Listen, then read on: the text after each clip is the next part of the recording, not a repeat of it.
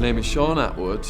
I was sentenced to 9.5 years in Phoenix, Arizona for distributing ecstasy.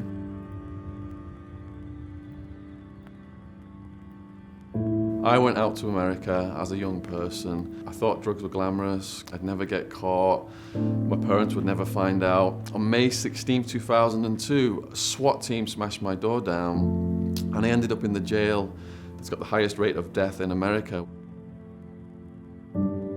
Everything you take for granted in your everyday life is completely out the window. I had to get used to the sounds of heads getting bashed against toilets, bodies getting carried out on stretchers, people who looked like they were dead. I missed out on my sister's wedding. I missed out on my grandmother's funeral.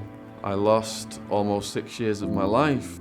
All my money was seized, so I ended up back on the dole, living with my parents. Couldn't get a proper job from a firm because it pops right up that I've got a criminal record at the job interview process. There's also certain countries I can never travel to.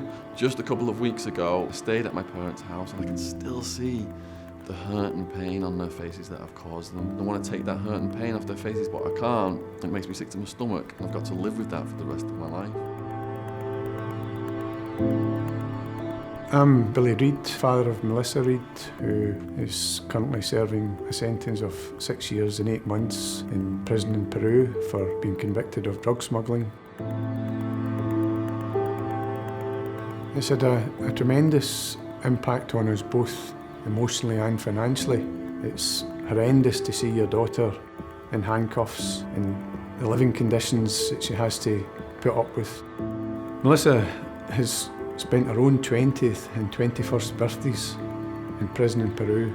She missed the significant event of her only brother's wedding. Events such as Christmas are non-existent for us. There'll be no celebrations in our house. There'll be no Christmas tree until we get her back home.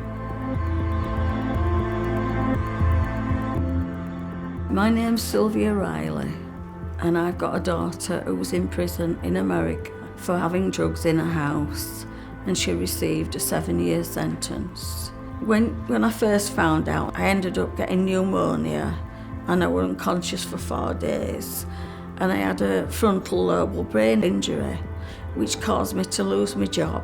I know she's suffering, but it's how it's affected her family. Everybody who loves her are hurting because of what's happened. And when they do these silly things abroad, like moving drugs across, they must remember that they've got the parents to think of and the families as well, because she'll do the sentence with them.